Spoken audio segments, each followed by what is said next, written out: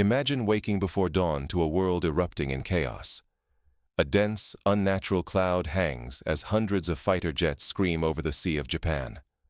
Sirens cut through the quiet in coastal cities. Officials insist these are only drills, but emergency alerts and satellite images suggest something far worse. Russian and Japanese forces mobilize with shocking speed. Convoys thunder through border towns, jolting families awake. In port, warships scramble for action, while city streets fill with soldiers and armored vehicles. The air itself seems ready to ignite. Social media bursts with rumors, closed borders, whispers of war. Panic spreads across Hokkaido, Vladivostok, and every town in between. Ordinary people rush to protect loved ones, uncertain if this is a drill or the edge of disaster. The fate of millions, the world economy, and fragile peace hang by a single thread. If these warnings are ignored, chaos could overtake the region within hours, costing lives, cities, and hope itself. How did the Pacific reach this breaking point? Let us rewind and trace the fuse that led here. To understand this crisis, we must examine the deep roots of tension between Russia and Japan. The reasons go far beyond old maps or icy coastlines. Why would these nations risk everything for distant islands? The Kuril Islands have sat at the heart of a volatile struggle for generations, a living reminder of unresolved wars and unhealed wounds. Both sides carry scars. Memories of World War II, broken promises, and occupations have hardened hearts. The islands are not mere land. They are symbols, vital to each nation's identity. Decades of mutual distrust have fueled a rivalry that never fully faded. But the islands also guard key shipping lanes and untapped resources. Whoever controls them holds the northern Pacific. Both Moscow and Tokyo have spent untold billions fortifying these coasts with troops and missile batteries. Patrols and war games are routine, every move edging closer to disaster. Missiles and warships now crowd the region. The balance of power is razor-thin, and every action raises suspicion. Tensions threaten to spark conflict far beyond these cold shores. One spark is all it takes. When a single event tips the scales, the world will watch as war looms. How do stray words and small missteps ignite a war? The first rupture comes in secret. Emergency talks between Moscow and Tokyo collapse in anger. Both sides retreat from compromise, filling media with fiery speeches about sovereignty and pride. On social networks, outrage explodes. Citizens demand action, drowning out calls for calm. Television loops satellite images, jets on runways, convoys rolling east, warships charging toward disputed waters. Political language hardens. The Japanese Prime Minister swears to defend the homeland at any price. Moscow responds with threats to destroy any danger before it reaches Russian land. Each headline tightens the tension. Nationalism rises, hashtags trend. In the Russian Far East, volunteers build bunkers, families evacuate children inland. In Japan, daily air raid drills fill shelters with anxious crowds. Propaganda and reality blur. Both governments blame the other. The world holds its breath. One morning, a Japanese surveillance ship enters contested waters. A Russian submarine intercepts. After tense radio silence, a distant explosion is heard. Both governments remain silent, but global media proclaims the first clash has begun. In the skies, Russian and Japanese pilots make perilous near passes. One mistake could unleash catastrophe. Diplomacy unravels. At the United Nations, furious delegations walk out, trading accusations. Skirmishes erupt at sea. Russian jets intercept Japanese fighters. Missiles streak through the sky, leaving burning wrecks. On land, artillery and hypersonic missiles rain down on supply depots.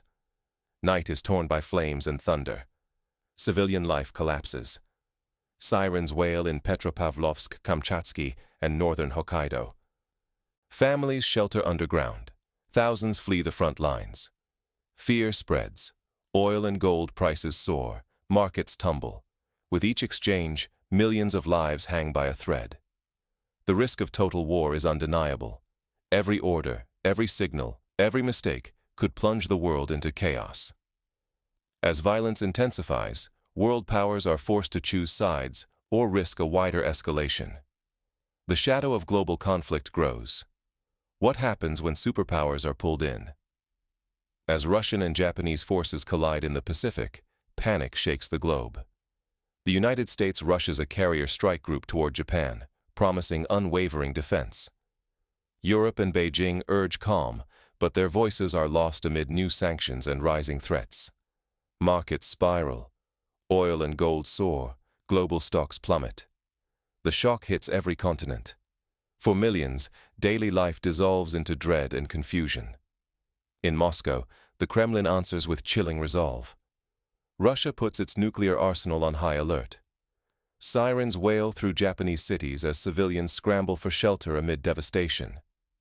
Diplomacy collapses. Each new clash threatens to ignite a wider firestorm. Leaders on both sides dig in, convinced that retreat means disaster. The shadow of nuclear war looms larger than at any time since the Cold War. Every hour, the doomsday clock moves closer to midnight. The world teeters on the brink of catastrophe.